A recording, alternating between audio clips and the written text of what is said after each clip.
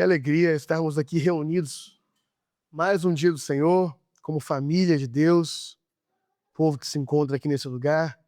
Que bom estarmos aqui, não é mesmo? E eu, mais uma vez, estou muito feliz de poder ter a honra de anunciar o Evangelho, né? Estamos nessa série a respeito do Evangelho e em tudo que fazemos, né, culto após culto, nós temos nos esforçado por anunciar o Evangelho, mas, de fato, nesses últimos domingos, estamos de forma literal anunciando o Evangelho, né? E conceituando o que é isso.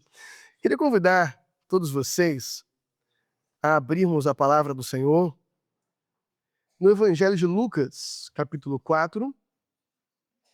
Nós vamos ler do versículo 42 até o versículo 44. Lucas, capítulo 4, do versículo 42 até o versículo 44.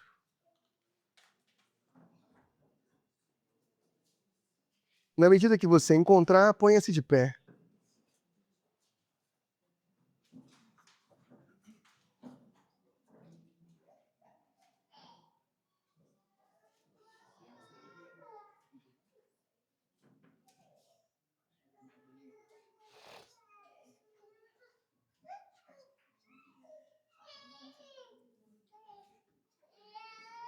Amém.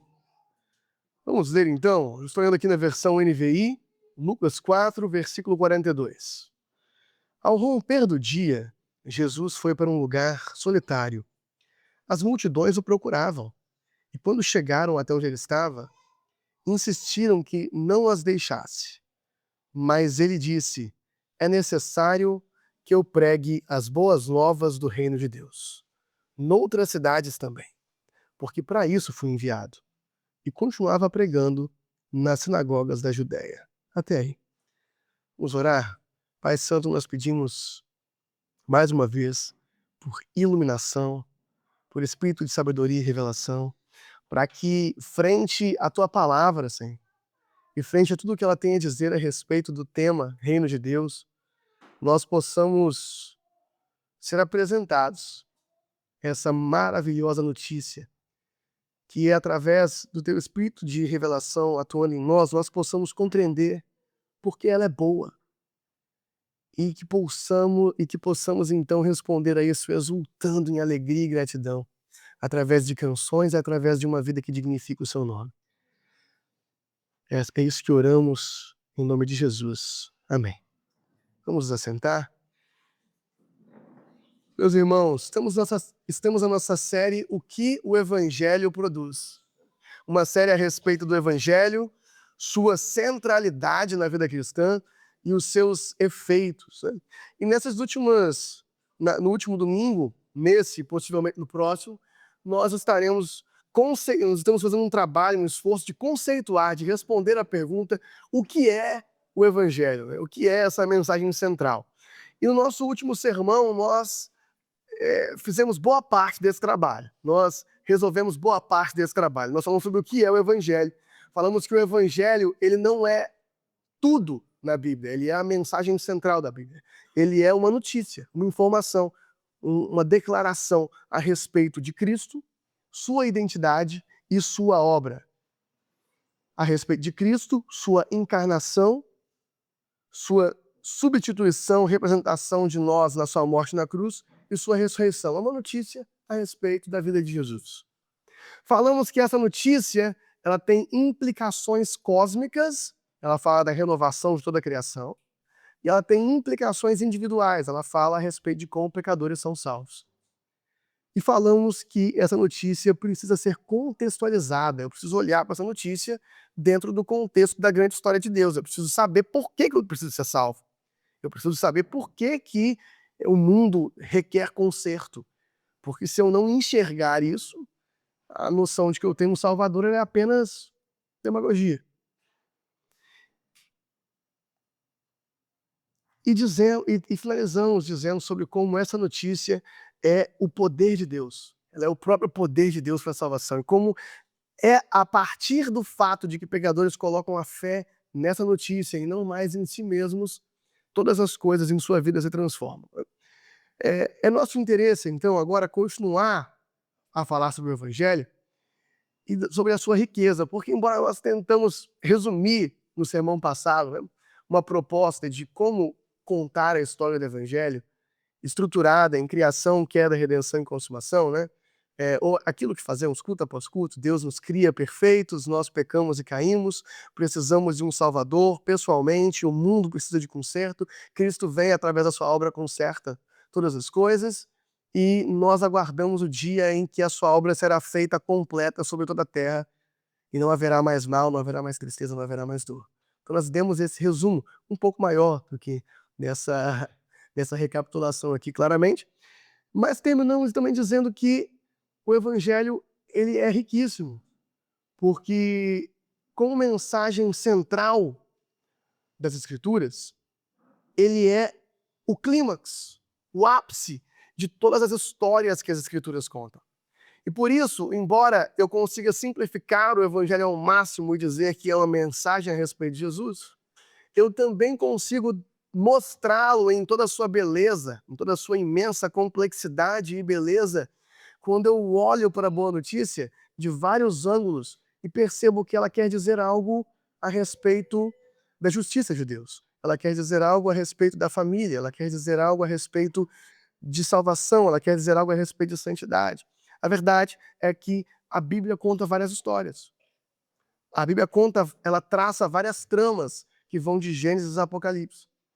E o Evangelho ele está no centro de todas essas histórias. Ele é o ponto de resolução de todas as tramas que a Bíblia está tecendo nos seus textos. Toda a narrativa bíblica se encontra no Evangelho. E é nesse ponto que tudo que a Bíblia começa a problematizar é resolvido e ganha um desfecho positivo rumo ao fim dos tempos. Esse ponto é o Evangelho. Então, gente, só para a gente entender o que eu estou falando aqui, a narrativa bíblica ela desenrola vários temas. Por exemplo, a imagem de Deus, ali em Gênesis. Ele cria os seres humanos para serem a sua imagem, e essa imagem é deturpada pelo pecado.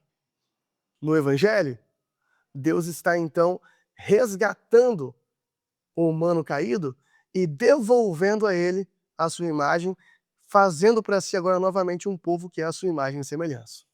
Então esse é um tema bíblico que o Evangelho pega, resolve e desdobra. Um outro tema bíblico, por exemplo, a santidade. Deus cria os seres humanos para serem santos como ele é santo, para representarem o seu caráter e perfeição moral. Com a queda, nós perdemos isso, nós começamos a, pelo contrário, ser exemplos de imperfeição moral, exemplos de egoísmo, exemplos de maldade, de violência. O Evangelho, a partir do Evangelho, o Evangelho é também a história de como em Cristo um povo santo está sendo formado. E como no fim dos tempos, então agora, Deus viverá para sempre com um povo que é santo como ele é santo. Um outro tema bíblico interessante é o tema da justiça de Deus. Um outro tema interessante é o tema do templo. Nós podemos enxergar o Jardim do Éden como um local onde Deus queria habitar com o povo que ele fez para ele. Um local onde a presença de Deus estaria na terra como nos céus. De forma que o homem vivesse sempre na presença de Deus. Então o Jardim do Éden era como um templo, um lugar de habitação para a presença. Vemos que na queda, Deus acaba removendo a sua presença, na verdade removendo o homem do jardim e nos afastando da sua presença, porque senão seríamos consumidos. E aí nós passamos a ter, ao longo da Bíblia, várias representações da presença, o tabernáculo, os templos, o que culmina em Jesus, que é Deus no meio de nós, e o Evangelho é a história de como em Jesus Deus junta para si um povo que agora esse próprio povo é o receptáculo da sua presença. Esse povo se torna casa de Deus, templo do Espírito Santo, e aponta para o destino final da humanidade, aonde em Nova Jerusalém Deus e os homens estarão para sempre em um só lugar. Deus tabernaculará, Deus habitará com os homens para sempre. Eu estou só fazendo bem rápido isso aqui, para a gente perceber como o Evangelho está no centro de todas as histórias que a Bíblia conta. E por isso, ele pode ser apresentado.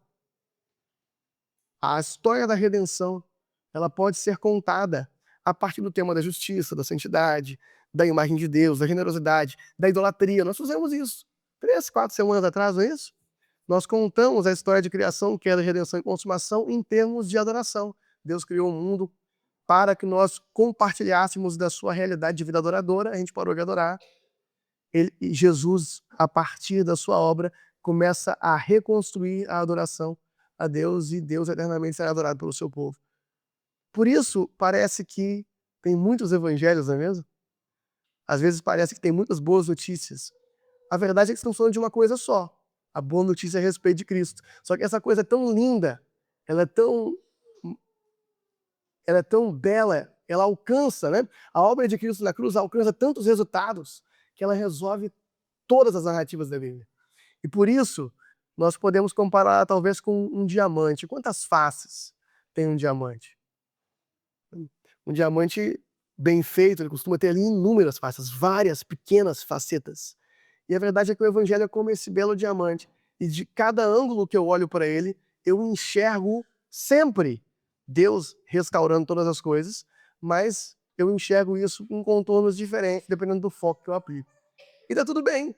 Tudo isso é o evangelho. É só o quanto ele é poderoso, né?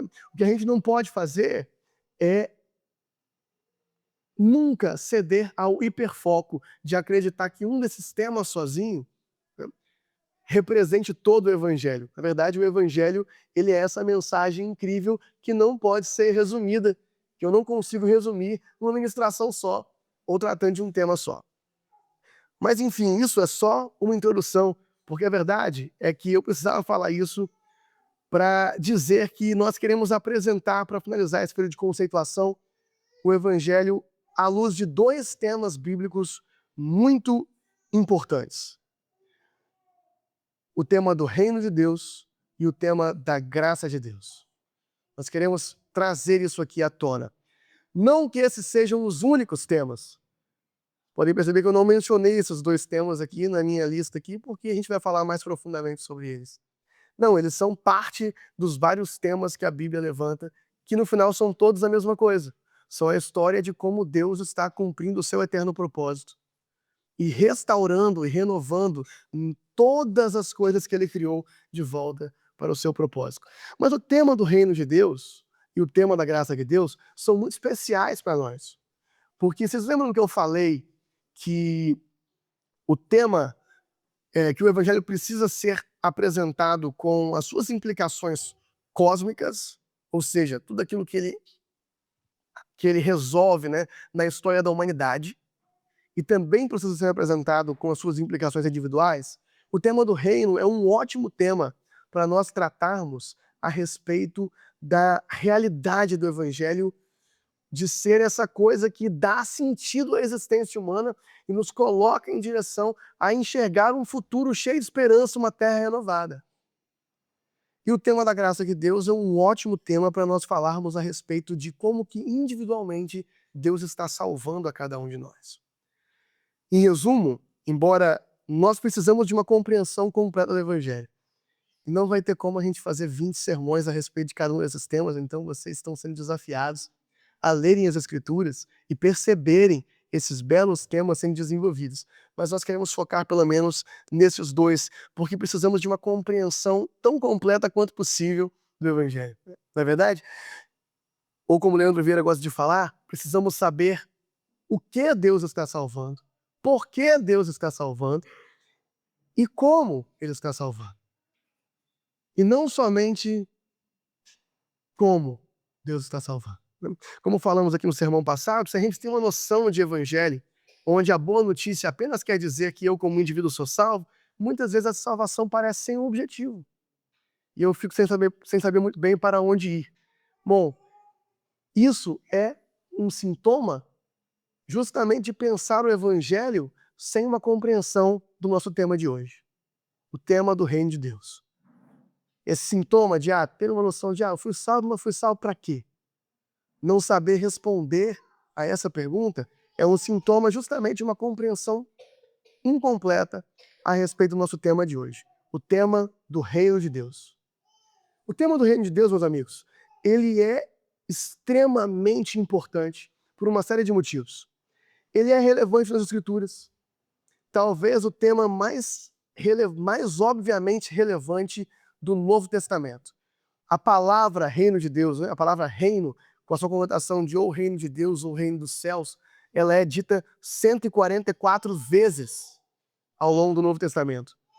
E a grande comissão, né, um momento que nós sempre falamos com muito carinho a respeito, quando Jesus fala, né, aos discípulos, vão por todo mundo e preguem esse evangelho, ele está os ordenando que preguem o evangelho do reino.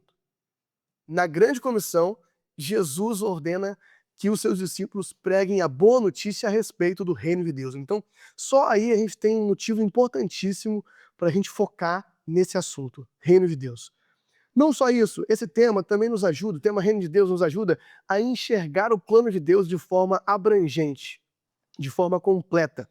Porque falar sobre o reino de Deus é falar sobre os planos de Deus para o mundo. Como já dissemos aqui, falar sobre o reino de Deus nos ajuda a responder a pergunta o que e por que Deus salva. Por que Deus está empreitando essa obra de salvar pregadores, de salvar pecadores? Falar sobre o tema do reino de Deus nos ajuda a responder essa pergunta. Falar sobre o tema do reino de Deus nos ajuda a ir além de nós mesmos e enxergar essa redenção completa. E é justamente por isso que o tema do reino de Deus nos abençoa como indivíduos tanto. Porque enxergar a boa notícia do reino de Deus dá sentido à nossa existência. E é justamente por isso que nós escolhemos então ir nessa ordem. Falar primeiro a respeito de reino e depois a respeito de como pecadores são salvos, focando no evangelho da graça. Mas também tem um outro motivo muito importante da gente estar escolhendo falar primeiro a respeito de reino, antes de falar a respeito de como pecadores são salvos de forma mais específica. E é de que antes de Paulo começar a dissertar a respeito de como a graça de Deus nos salva, como nós somos justificados pela fé perante a graça, Jesus anunciava primariamente o evangelho do reino. E foi, na verdade, isso que lemos no nosso texto base de hoje, né? Lucas 4:43. Jesus, porém, lhes disse: é necessário que eu anuncie o evangelho do reino de Deus.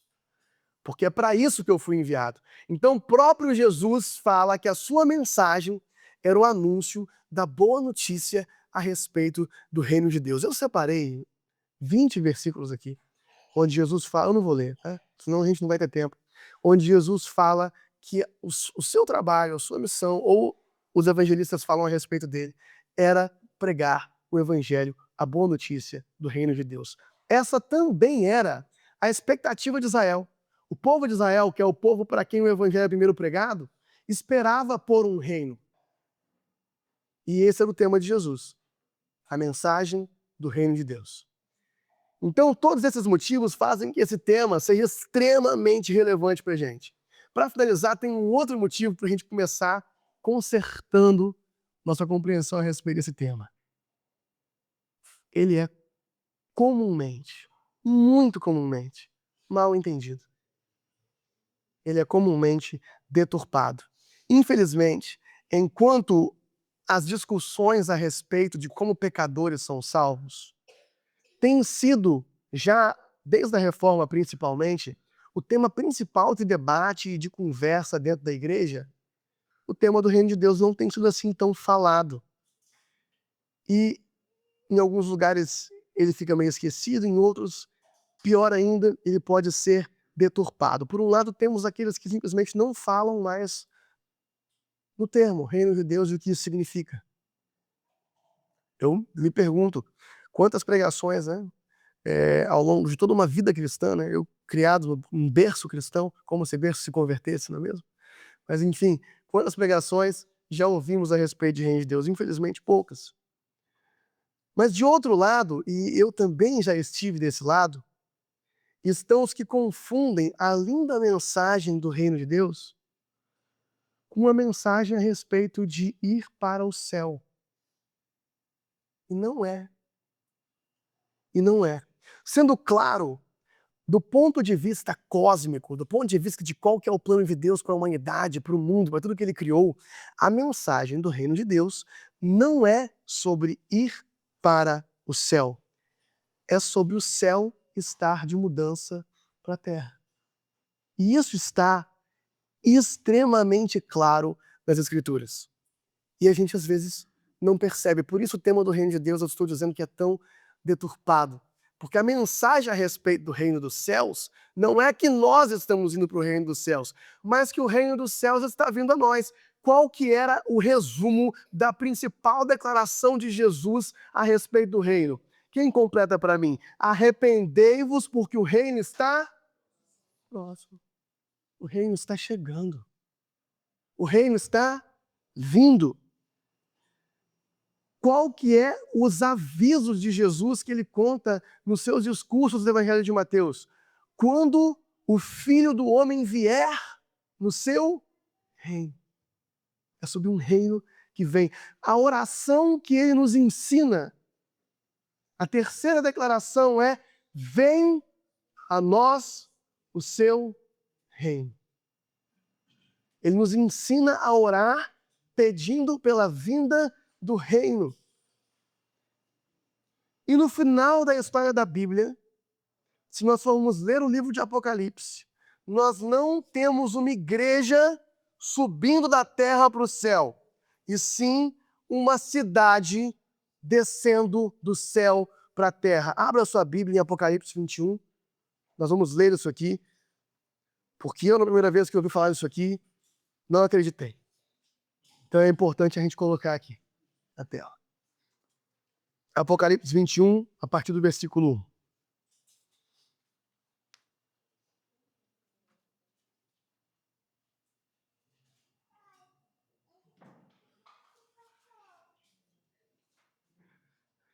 Então vi novos céus e nova terra, pois o primeiro céu e a primeira terra tinham passado e o mar já não existia. E vi a cidade santa, a nova Jerusalém, que descia dos céus da parte de Deus. Descia dos céus da parte de Deus, preparada como uma noiva adornada para o seu marido. E ouvi uma forte voz que vinha do trono e dizia: agora o tabernáculo de Deus está com os homens, com os quais ele viverá. Eles serão os seus povos, o próprio Deus estará com eles e será o seu Deus. Ele enxugará dos seus olhos toda lágrima, não haverá mais morte, nem tristeza, nem choro, nem dor, pois a antiga ordem já passou. Aquele que estava assentado no trono disse: estou fazendo novas todas as coisas. E acrescentou: escreva isto, pois estas palavras são verdadeiras e dignas de confiança. O que temos então no final da Bíblia? Uma terra renovada. Uma terra renovada, aonde uma cidade desce do céu para a terra. Gente, eu fico imaginando esse momento. Imagina enxergar isso. João enxergou isso. Uma cidade descendo do céu para a terra. E nessa cidade havia um negócio aqui. Havia um trono. Havia um trono nessa cidade. E uma voz vinha desse trono. E ela dizia: agora o tabernáculo de Deus está com os homens. E desse trono, então, vinha uma nova ordem. A antiga ordem já havia passado. Esse texto está falando a respeito do reino de Deus vindo em definitivo sobre a terra. Como eu falei, a mensagem a respeito do reino de Deus não é a mensagem a respeito de como nós estamos indo para o reino dos céus, mas de como os céus, representados aqui pela cidade de Deus e o trono de Deus, estão vindo para a terra. Como os céus estão instalando o governo de Deus de forma completa sobre a terra. A mensagem do reino de Deus é a respeito de como Deus governará na terra como no céu. Do casamento entre céus e terra. Como tudo foi feito para ser. Harmonia e não separação entre céus e terra. Esse talvez seja o assunto mais claro e óbvio na Bíblia, tendo em vista que a gente ora certo e às vezes entende errado, né? A gente ora, venha a nós o vosso reino, e não entende o que isso significa. Então esse talvez seja o assunto mais claro, mais óbvio, mais evidente na Bíblia, que é obscurecido por uma forma de pensar que é mais grega do que cristã. Quem algum dia quiser entender, eu não vou ter tempo de entrar nisso, por que que a gente lê esses textos de forma tão clara e entende uma coisa tão diferente, muitas vezes, tem a ver com o pensamento grego, algum dia me procure ou venha na escola de fundamentos aí, quando a gente for falar sobre o assunto. Sempre tem que ter o jabá, né? De qualquer forma, quando os judeus ouviam falar de reino, eles não tinham essa compreensão errada que a gente tem, e por isso eu comecei aqui tentando consertar. Quando os judeus ouviam falar de reino, eles sabiam exatamente de qual era a boa notícia que Jesus estava falando. A expectativa dos judeus era justamente essa. E é interessante perceber que essa expectativa era única em toda a história. Não há uma religião que não a judaico-cristã que ofereça salvação para o mundo. As demais religiões, na sua maioria, oferecem tirar os indivíduos, levar para um outro plano, né, aonde as suas almas ou os seus espíritos serão salvos. Apenas a religião cristã, na verdade, judaico-cristã, apenas a forma de pensar judaico-cristã oferece uma expectativa de salvação para toda a ordem criada, e não somente para alminhas. Então, essa perspectiva dos judeus, que já existia antes de Cristo, era única em toda a história. Os judeus tinham a expectativa de que o seu Deus iria invadir a história, iria ressuscitar os mortos e corrigir o mundo de volta ao propósito original. Explorando rapidamente um outro tema, o tema do jardim, sempre foi sobre voltar para o jardim. Só que agora o jardim é uma cidade. Fecho aqui, venho na escola de fundamentos. De volta. Agora, especialmente, as profecias judaicas diziam que isso seria feito a partir do ungido. O ungido de Deus. O ungido de Deus, o ungido é o rei da linhagem de Davi, que traria Israel de volta para os eixos. O ungido seria um rei tão poderoso que reinaria sobre todo mundo. Os profetas profetizaram extensivamente a respeito do reino desse ungido. Quem sabe como fala ungido em grego? Christos. Quando a gente fala Cristo, nós estamos nos referindo a essa figura, e não a um sobrenome de Jesus. A gente está se referindo ao fato de que havia uma promessa de que Deus ungiria, porque a unção com óleo era a forma que um rei era ordenado, não sei se essa é a melhor palavra, né? Naquela época. Então, quando Jesus é chamado de Cristo, nós estamos dizendo que Jesus é o ungido de Deus. Ele é aquele rei que foi ungido por Deus, que foi preparado, escolhido por Deus para levar o mundo a essa era vindoura de paz e amor.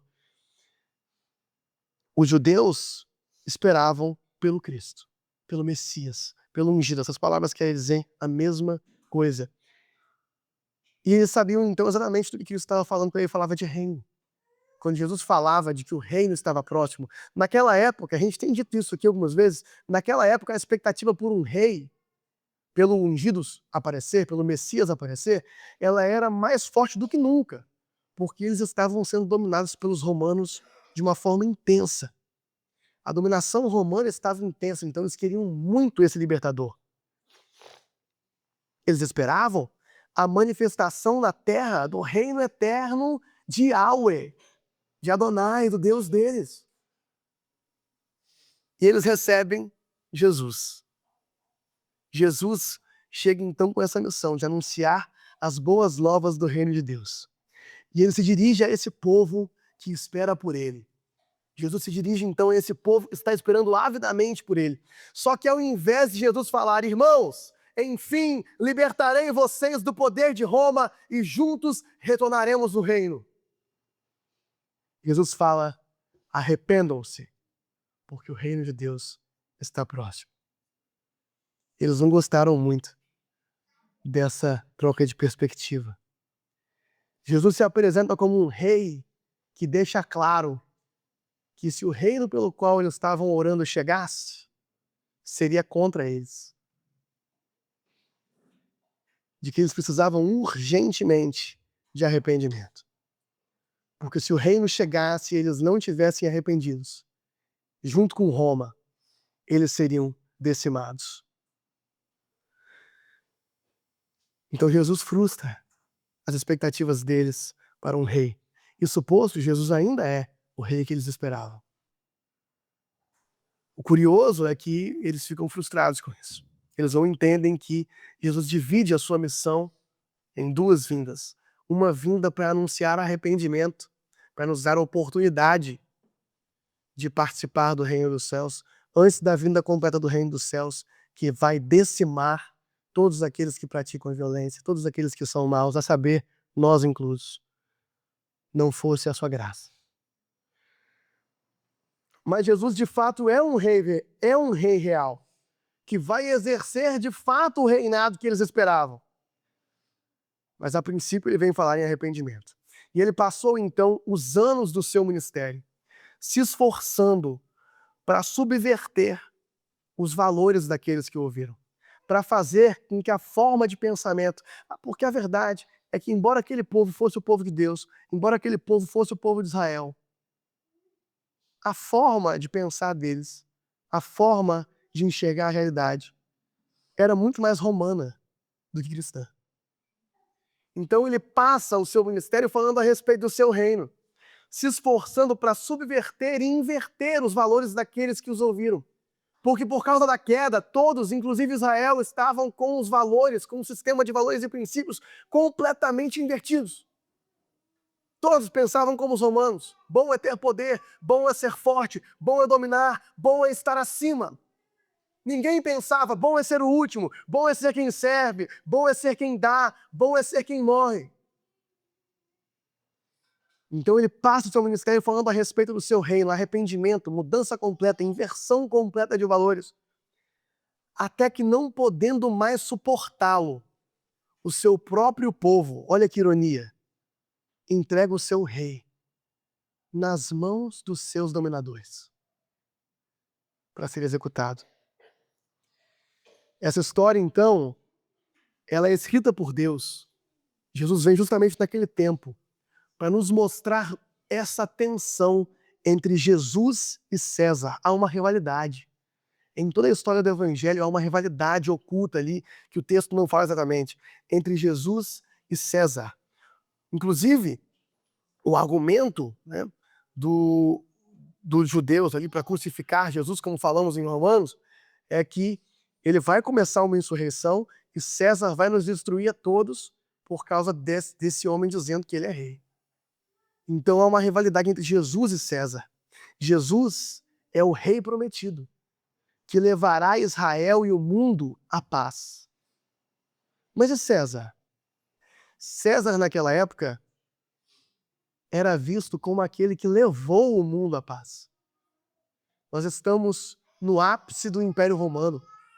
Nós estamos olhando para um mundo que acha que Roma dominou já o mundo inteiro. E que trouxe para o mundo a pax romana, a paz por meio da guerra, a paz por meio da dominação. Então César é a figura desse imperador, esse homem que trouxe paz para o mundo por meio da sua dominação. Olha que interessante, César possuía títulos. César era chamado de Salvador do mundo. Se eu tivesse com tempo, eu teria trago aqui os argumentos históricos, então vocês vão ter que acreditar em mim.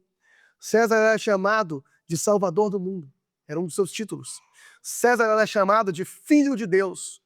Inclusive, o culto imperial começou a dizer, de fato, que os Césares eram filhos de deuses gregos e romanos. No caso, greco-romanos, né? César tinha um evangelho, a boa notícia a respeito do seu nascimento. Há uma inscrição encontrada nas paredes de uma cidade dominada pelos romanos, que se referia ao nascimento de César Augusto como a boa notícia para o mundo, o evangelho para o mundo. César, ao fim de sua vida, o velório era organizado de uma forma que os Césares era um ritual que significava que eles estavam ascendendo para estar entre os deuses. Qualquer semelhança com a história de Jesus não é mera coincidência. Deus está contrastando. Deus escolhe mostrar o seu reino, enquanto a história está nos mostrando o império que é o contraste perfeito, o império que é o oposto perfeito de tudo que o reino de Deus representa, o Império Romano. Deus está nos mostrando em Cristo o seu reino com esse contraste, a ponto de que os mesmos títulos eram usados, mas com um sentido completamente diferente. Olha que coisa incrível! Com um sentido completamente diferente. Deus está, então, contrastando o seu rei com o maior imperador do mundo. É mais do que sobre Cristo e César, até porque, embora Cristo é Deus, César era apenas um representante. César representava algo muito maior do que ele mesmo ali. O Império Romano e a figura do César representava um sistema de dominação, um sistema da maldade. E a batalha travada não era meramente a batalha entre um rei humano e outro. É a batalha entre o bem contra o mal, o bem representado pelo reino de Deus em Cristo.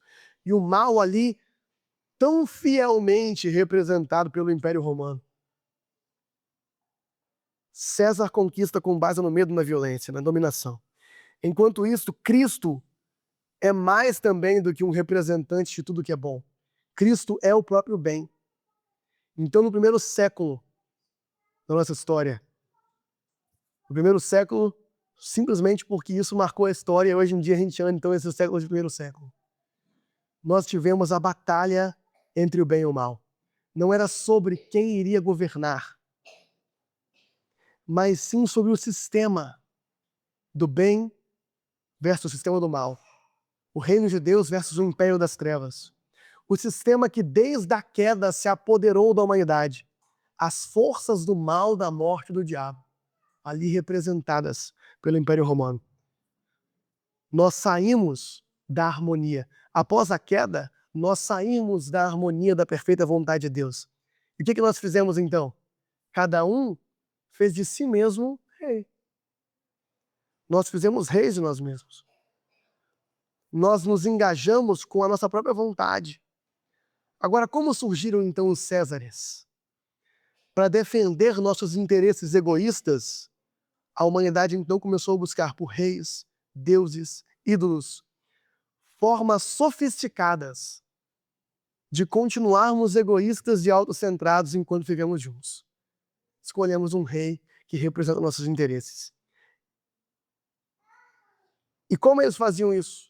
Como os reis humanos faziam isso? A partir da violência e o derramamento de sangue inocente.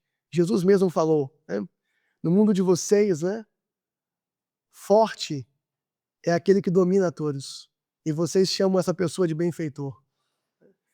E ele completa, no meu reino será diferente, maior é o que serve. Mas daqui a pouco a gente chega lá.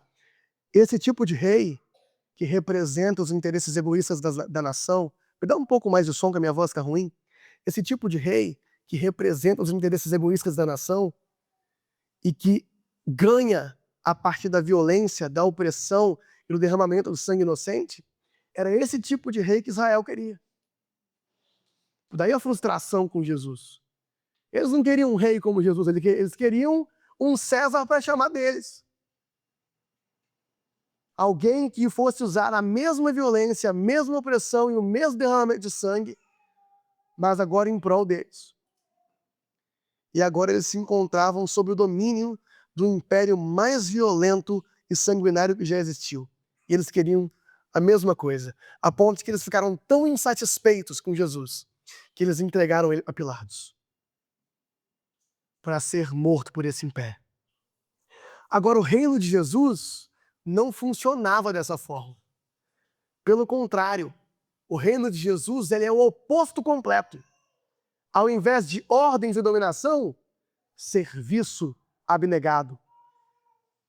Ao invés de poder por meio da opressão e violência, poder por meio do amor. Ao invés de comércio, vamos cada um aqui negociar o que a gente consegue fazer para ficar junto aqui, eu te dou isso aqui, você me dá aquilo ali. Não. Entrega voluntária. Eu te sirvo sem esperar nada em troca. Ao invés de indivíduos, cada um vivendo de acordo com as suas próprias histórias, todos reconciliados com Deus e uns com os outros. Esse era o reino que Cristo propunha, através de suas parábolas, ensinos e sermões. Esse era o reino que ninguém queria receber e que preferiram entregá-lo para ser morto nas mãos de Roma. Agora, Jesus é entregue a César. No caso, a Pilatos, mas representando César ali. E a ironia não passa despercebida. Olha o que acontece. O verdadeiro rei foi então entregue aos usurpadores. E eles colocam em sua cabeça uma coroa de espinhos. E eles colocam sobre ele uma placa escrita Rei dos Judeus. Mas aquilo que as forças do mal tinham como zombaria, eles estavam zombando. Olha a coroação do Rei de Judeus, machucando ele, colocando uma coroa de espinhos sobre a sua cabeça. Aquilo que as forças do mal tinham como zombaria, era o que de fato estava acontecendo. Naquela cruz, Jesus foi coroado e entronizado Filho de Deus. Naquela cruz, Jesus esgotou o poder do mal ao seu máximo e os envergonhou. Naquela cruz, ele foi levantado e glorificado, porque da perspectiva de Roma, naquela cruz ele foi destruído. Mas da perspectiva do próprio Cristo, no dia anterior à sua crucificação, ele disse: é importante que eu seja levantado. Pai, glorifica o seu Filho. Ele estava falando a respeito da sua cruz. Porque da perspectiva do seu reino, aquela foi sua coroação. Na cruz, ele, como representante legítimo do seu povo perante Deus, pagou o salário do pecado. Ele levou sobre o seu corpo toda a consequência do mal e da morte que nos escravizavam ao diabo. Eles entregaram ele justamente para o império mais malvado e violento que o mundo já viu. E é como se ele dissesse: faça então, faça o pior. Façam o pior de vocês comigo. E as forças do mal fizeram contra ele na cruz o seu pior. Como essa pode ser a sua vitória, se as forças do mal fizeram contra ele na cruz o seu pior? Ele esgotou as forças do mal. Elas fizeram contra ele tudo o que elas podiam e não conseguiram o vencer. Porque na cruz, preste atenção que essa é a parte mais importante, na cruz, ele não cedeu à maldade. Ele não rangeu os dentes. Ele não ficou com raiva. Ele não parou em momento algum de viver o que ele ensinava.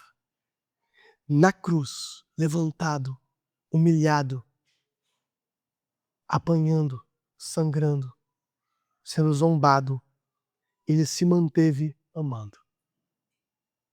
Ele não parou de amar. Todo o mal contra ele, e o mal não conseguiu destruir o amor. Ele se manteve amando o Pai e a nós. Ele foi fiel até a morte. O mal lançou contra ele tudo o que podia. E ele não parou de amar. Essa é a vitória do amor sobre o mal. Ele mostrou que foi fiel até a morte. Se a boca dele tivesse rangido de raiva, nós não teríamos visto na cruz o nosso Salvador. Mas antes a Bíblia nos conta daquela situação humilhante. O nosso Senhor diz: perdoa-os, porque não sabem o que fazem.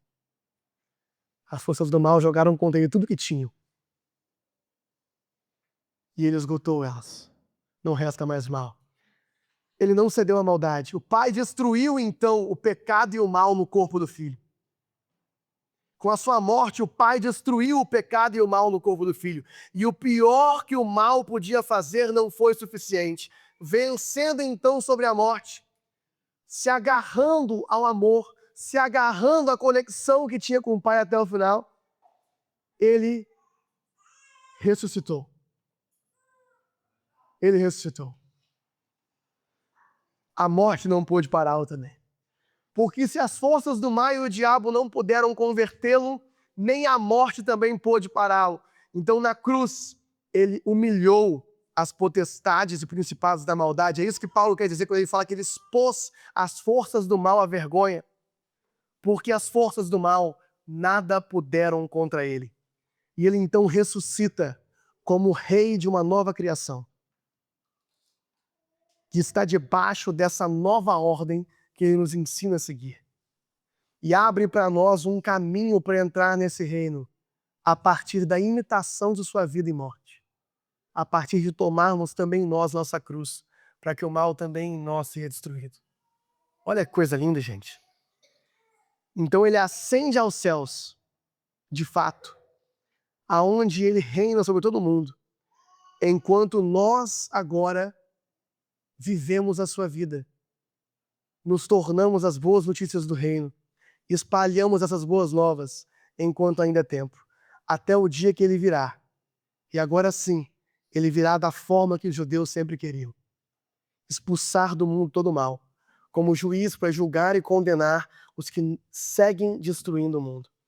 E estabelecer seu reino sobre o trono de Davi, a partir do qual ele reinará de fato sobre todo mundo. Essa é a boa notícia do reino. Essa é a boa notícia do reino de Deus. Em todo o seu contraste e beleza. Há muito mais do que poderia ser dito. Há muito mais do que poderia ser falado. Poderíamos falar a respeito de cada um dos ensinos do reino, de cada uma das parábolas do reino e como elas falam a respeito da realidade desse reino. Poderíamos expor aqui as palavras de Cristo, como fizemos em João. É engraçado, João, inclusive, é o evangelho que não fala do reino, né? João está focado em falar do evangelho do ponto de vista da vida. Da vida que Cristo era, nós deixamos de ser e agora passamos a ter com ele. Agora, Mateus, Marcos e Lucas estão focados extensivamente no tema do reino. Então, quando algum dia formos expor esses evangelhos, a gente vai falar ponto a ponto a respeito dessas coisas. Então, como temos ensinado, podemos então resumir essa história a respeito do reino e entendê-la no seu contexto, também pensando criação, queda, redenção e consumação. Só que agora é da perspectiva do reino de Deus que nós acabamos de expor aqui. Então, criação. Deus nos criou para vivermos sob o seu domínio. O reino fala do direito de Deus de governar. Eu também não entrei aqui nas consequências sistemáticas a respeito do assunto, mas enfim, o reino fala do direito de Deus de governar. Deus nos criou para viver no seu reino. A realidade do Éden era uma realidade de reino de Deus. Debaixo da sua ordem perfeita e harmoniosa. Deus nos criou para servirmos a Ele em amor e servirmos ao próximo e ao mundo, para reinar com Ele sobre toda a criação. Céu e terra, então, estavam em perfeita sincronia na criação. Mas aí vem a queda. Ao invés de confiarmos no Deus que nos criou, para termos Ele como nosso rei, nós optamos por ser nossos próprios donos e elevar criaturas e ídolos para um lugar de soberano sobre nossas vidas. Como consequência disso, nós saímos de um reino de liberdade e fomos escravizados pelo pecado. Herdamos um mundo caído que não nos permite dominá-lo. Estamos sempre em guerra. Estamos sempre sendo dominados pelos mais fortes, que nos oprimem pelo poder da violência. Com a queda, gente, cada um vai ser o seu próprio rei? Beleza, o que acontece? Agora todos esses reinados estão em guerra. Se cada um fosse o seu próprio rei, cada um tem seus interesses, todos esses vários pseudo-reinados estão em guerra. A coisa mais natural que vai acontecer é violência. E o que são os reinos deste mundo? São aqueles dominadores mais fortes que, a partir da violência, conseguem subjugar mais gente. Esse é o estado caído, do qual, como a gente falou aqui, Roma foi o principal exemplo. Graças a Deus, por Jesus Cristo, as coisas não acabam na queda, não é mesmo? Redenção. Jesus então se torna homem. Lembra que o evangelho sempre tem esses aspectos: encarnação, substituição e ressurreição? Jesus então se torna homem, ele encarna, para como nosso representante, nosso substituto, fazer aquilo que nós não éramos capazes de fazer. Como nosso substituto, nós não éramos capazes de se entregar ao reinado do Pai, ao domínio do Pai. Jesus, como nosso representante, se entrega por completo ao domínio do Pai. Ele vive única e exclusivamente pelo poder do amor e da entrega, demonstrando isso de forma completa na cruz. A cruz é o exemplo máximo de como Jesus se entregou por completo em amor por nós, mas principalmente em amor ao Pai, porque ele executou toda a sua vontade. A cruz é Cristo mostrando que ele estava completamente submisso ao reino de Deus, ao reinado de Deus. Que é a sua vitória, então. É a sua vitória sobre nossos dominadores e a sua coroação como nosso rei. E na sua ressurreição, Jesus inaugura uma nova era, onde o seu reino já está presente na terra como no céu, a partir do povo desse reino. O povo que também é o povo da ressurreição. E por último, nós aguardamos a consumação, aguardamos a restauração de todas as coisas. Aguardamos que o reino de Deus seja completo. E como que isso se parece? O que aconteceu com Cristo em sua ressurreição corpórea acontecerá agora conosco e com toda a criação. A boa notícia a respeito desse reino será pregada em toda a terra, e assim virá o fim dessa era e o começo da próxima. Cristo virá como rei em poder e grande glória, fazendo de todos os seus inimigos poeira sobre os seus pés. E junto com os seus santos, ele reinará sobre todo o mundo com justiça, e toda a criação será novamente um paraíso de justiça e paz abundante. Terra e céu serão um novamente. Gente, tudo vai de volta para o jardim. Tudo vai de volta para o jardim. O reino de Deus por completo entre nós. Agora olha que coisa incrível. Desse reino, nós éramos inimigos. A partir do evangelho, somos feitos amigos, somos feitos filhos, somos feitos participantes do reino de Deus. Nós não merecíamos sequer ser poupados, porque nós éramos representantes dos poderes do mal no mundo. Nós não merecíamos sequer ser poupados. Mas olha esse detalhe aqui que a Bíblia nos revela em Apocalipse, e Cristo também alude a isso. Nós que não merecíamos sequer ser poupados, sabe de o que ele nos chama no seu reino? De reis ou sacerdotes. O nosso papel no reino não é meramente o papel de súdito, mas ele nos chama para reinar com ele. Para viver. E como ele reinou em vida, gente? E a gente quer reinar em vida, né? Tem até musiquinha sobre isso. Como que Jesus reinou em vida? Se entregando por completo. Porque o reino dele é sobre o serviço. Então ele nos chama para sermos também reis no seu reino. Pessoas que se entregam por completo. Agora, a realidade do reino, então, para a gente fechar aqui e chegar na aplicação final, já que nós já falamos, então, das boas novas na perspectiva do reino. Primeira coisa, vocês entenderam como a boa nova na perspectiva do reino nos mostra não como Deus salva, mas nos mostra por quê, para que Deus está salvando, qual que é o propósito de todas as coisas? Todo mundo entendeu isso aí? Amém. Então deixa eu te perguntar, o reino já começou ou ainda vai começar? Mas de alguma forma ainda vai começar, né? A resposta para a pergunta, o reino já começou ou ainda vai começar? É sim. O reino já começou e o reino ainda vai começar.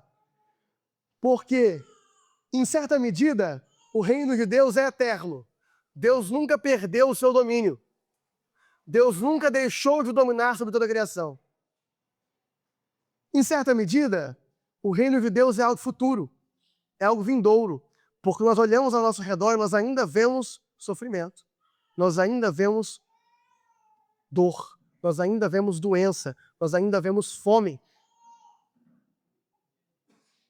E nós sabemos, nós ainda vemos várias pessoas que não têm vivido nesse reino. E nós sabemos que a palavra nos promete um reino de justiça, paz, amor e alegria completa. Logo, o reino de Deus, então, é uma realidade futura, na qual nós ainda vamos entrar. Por um outro lado, desculpem, na próxima eu tiro aqui. Por um outro lado, a palavra também nos promete que nós já fomos transportados do império das trevas para o reino do Filho do seu amor. E ela nos mostra que Jesus já inaugurou o seu reino. E que da mesma forma que nós já ressuscitamos com Cristo e ainda ressuscitaremos com Cristo, o reino de Deus já está dentro de nós, dentro de todo o seu povo, e ainda há de vir sobre toda a terra. Por isso nós ainda oramos, venha a nós o seu reino. Então a realidade do reino ela é eterna, mas ela é também vindoura. No meio disso ela também é presente. O reino é eterno, o reino é presente, o reino é vindouro. O reino é eterno, presente, ele é futuro. Agora, nosso maior desafio, né, é enxergar a beleza desse reino eterno agora. Porque nós sabemos as promessas para a era que está por vir. Mas como olhar para a criação em meio a tanto sofrimento, tanta dor, e enxergar que o reino já está presente? E ele já está, porque a Bíblia assim nos afirma. E aqui o nosso desafio, meus queridos, é olhar para a história e ver como o mundo está diferente desde que Roma foi, sem perceber, destronada. Naquela época, se hoje a gente acha que a gente tem injustiça, naquela época é que de fato as coisas eram completamente injustas. A verdade é que a gente está tão desejoso da realidade completa do reino, que às vezes a gente não percebe como o reino de Deus já mudou o mundo. O reino de Deus, através dos filhos de Deus, através daquelas pessoas que já entraram nesse reino, a sua igreja, já mudou o mundo. As igrejas mudaram por completo o padrão de moralidade. Por longos anos, a gente via filmes e a gente conseguia identificar vários princípios e valores cristãos. A realidade do mundo romano era uma realidade de que os pais de família, o pater familias, podiam violentar suas esposas, filhas e filhos o quanto quisessem. Hoje nós vivemos um mundo onde isso é majoritariamente visto como algo ruim. Por mais que ainda aconteça, não é mais majoritário. Naquela época era normal. Efeitos do reino de Deus entre nós. Na realidade daquele mundo romano, crianças poderiam ser colocadas na rua. Eles chamavam isso de apresentação de crianças. Colocadas na janela para que quem quisesse levar, levasse. Porque os pais não eram obrigados a adotar os próprios filhos. Realidade do mundo romano. Assim que a igreja se tornou para o bem e para o mal, né? A igreja tomou o poder do Império Romano, essa realidade começou a mudar. E essas coisas passaram a ser proibidas. E hoje nós vivemos um mundo onde a realidade de um adulto abandonar uma criança é mal vista por todos. Isso não é algo natural da espécie humana. Isso é um efeito do reino de Deus, 2000 anos agindo dentro da história. As igrejas fundaram orfanatos. Os meus orfanatos foram todos feitos por igrejas. As igrejas fundaram os hospitais. As igrejas fundaram as universidades. Foram os princípios cristãos que nos deram a Carta de Direitos Humanos. O mundo é hoje um lugar muito diferente, muito melhor do que ele era 2000 anos atrás, por causa dos efeitos do reino de Deus entre nós. Ainda há muito terreno para ser ganhado? Ainda há muito terreno para ser ganhado. Mas o reino de Deus, a partir dos filhos do reino, tem transformado a realidade do mundo. É claro, nós não vamos conseguir estabelecer o reino aqui sem Cristo. A consumação completa é no seu retorno. Mas até lá, o povo de Deus é chamado a viver desejando o reino e antecipando o reino. Eu quero finalizar esse sermão de hoje da seguinte forma. Eu quero orar com vocês o Pai Nosso. A oração do Pai Nosso, abra a sua Bíblia em Mateus 6, de 9 a 13. A oração do Pai Nosso, ela pode ser vista como a oração do reino. Mateus 6, de 9 a 13. A oração do Pai Nosso, ela pode ser vista como a oração do reino. Porque quais são as orações comuns de pessoas egoístas e autocentradas? É pedir por ajuda para mim, por resgate para mim, por perdão para mim, vingança para os meus inimigos, mas perdão para mim, e por pão para mim. E Jesus faz uma coisa genial, ensinando os discípulos a orar usando o Pai Nosso. Ele pega essas orações comuns e ele ora uma oração centrada em Deus e não em nós. Centrada no reino de Deus. E essa oração, então, agora pede por ajuda para nós. Ela pede por resgate para nós. Ela pede por perdão para mim, na medida em que eu estou disposto a perdoar os meus inimigos. E ela pede por pão para nós. A oração já começa controversa naquilo que Jesus nos ensina, já começar a oração com Pai Nosso, revelando que Deus é sim Pai, mas não só meu. E se o Pai é nosso, o pão também é nosso, o perdão é para nós, o reino é para nós. Então a oração do Pai Nosso é uma oração que transforma a nossa forma egoísta de orar e de enxergar a realidade numa forma cristocêntrica e centrada no reino de orar.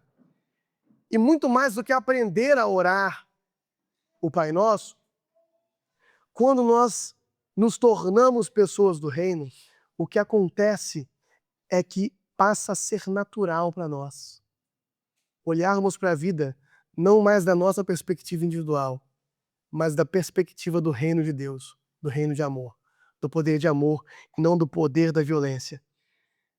De forma que nós vamos nos tornando pessoas da boa notícia. Pessoas que se tornam e que encarnam a boa nova. Receber a boa notícia do reino implica ter seu interior invertido por completo por ela. Agora não é mais para mim. A primeira inversão é pensar menos em mim e mais a partir da perspectiva de Deus. E isso inverte as prioridades. E o Pai Nosso, basicamente, é uma oração que só quem faria é uma pessoa de prioridades invertidas. Eu quero ler o Pai Nosso. Pai Nosso que estás no céu, como eu falei, começa com essa revelação de que Deus não é só o meu Pai, Ele é o Pai de todos. Santificado seja o teu nome, já começa colocando Deus em primeiro lugar, porque Ele deve ser amado como bem maior, acima de todas as coisas, e só assim nós podemos ter harmonia uns com os outros. Venha o teu reino. É uma expressão do desejo por uma justiça que eu sei que nós não vamos conseguir produzir, mas precisa vir do céu para a terra, precisa vir de Deus para nós. Que a sua vontade seja feita na terra como ela é feita no céu. É um pedido de quem reconhece que no céu tudo é feito de acordo com a vontade de Deus, e aqui na terra, quem são os obstáculos a essa vontade? As nossas muitas vontades individuais. Quando eu oro, seja feita a sua vontade aqui na terra, como ela é feita no céu, eu estou orando, eu estou abrindo mão da minha vontade. Seja feita a sua vontade. Dá-nos hoje o pão nosso de cada dia. Como eu falei, o Pai é nosso, o pão é nosso. Mas há uma outra coisa aqui. Dá-nos hoje. É uma oração de quem sabe que não precisa pedir de Deus um depósito de pão, um armazém de pão, porque pão pode faltar. Mas de quem sabe que o nosso Pai não vai deixar faltar pão dia algum. Então eu posso pedir só o pão de hoje. O pão de hoje é suficiente, vai ter pão também amanhã. Eu não preciso aderir a uma mentalidade de acúmulo. porque eu sei que o Pai está provendo pão para todos. Perdoa nossas dívidas, nossos pecados, assim como nós perdoamos aos nossos devedores. É uma oração de alguém que não está pedindo perdão para si mesmo enquanto pede vingança para os inimigos, mas que entende que o desejo do reino é reconciliar todos. E que nós, então, seria incoerente pedirmos perdão sem a disposição de sermos perdoados. E não nos deixes cair em tentação, mas livre-nos do mal. O mal aqui não é relacionado, então, a uma ameaça externa. O pedido de Jesus que nós sejamos libertos do mal não é o mal que virá sobre nós, ele está juntando isso com tentação. Ele está pedindo que nós não caímos na tentação. Estamos ensinando a pedir para Deus que Ele nos ajude a não cair na tentação de ceder ao mal que há dentro de nós e nos tornarmos maus aqui nesse mundo.